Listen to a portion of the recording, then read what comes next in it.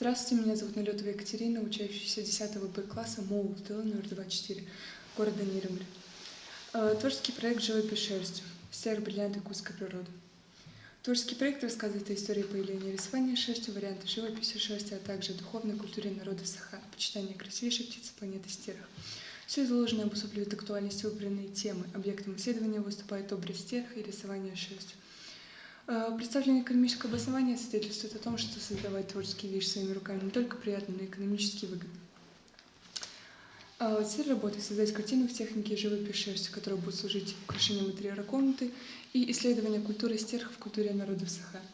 Задачи, необходимые для достижения поставленной цели – познакомиться с понятием живопись шерстью, расширить знания об истории возникновения этой техники, подобрать и изучить литературу по этому виду искусства, рассмотреть культ стерха в современной культуре Саха, разработать и выполнить проект. По проекту изготовить изделие и оценить проделанную работу.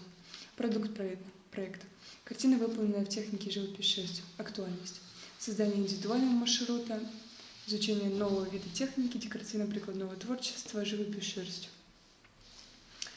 Этапы работы над картиной из шерсти. Творческий проект, выбор темы и обоснование проекта, эскиз. Выбор инструментов и материалов, технологии изготовления, экономическое обоснование, экологическое обоснование, реклама и самооценка.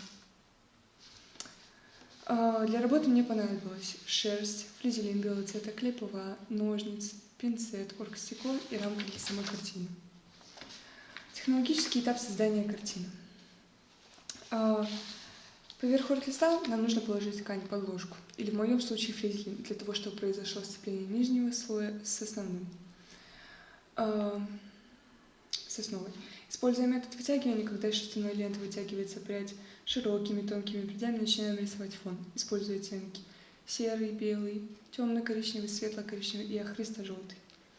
Сразу приступаем к постепенному укладыванию самих лебедей, рисовать крылья, шеи и не забывая про фон. Экономическое обоснование проекта, где учитывается цена изделия, прямые затраты, косвенные затраты и налоги. Общая цена изделия равна 178 рублей. 939,86. Я провела опрос среди одноклассников. Шерстяная живопись.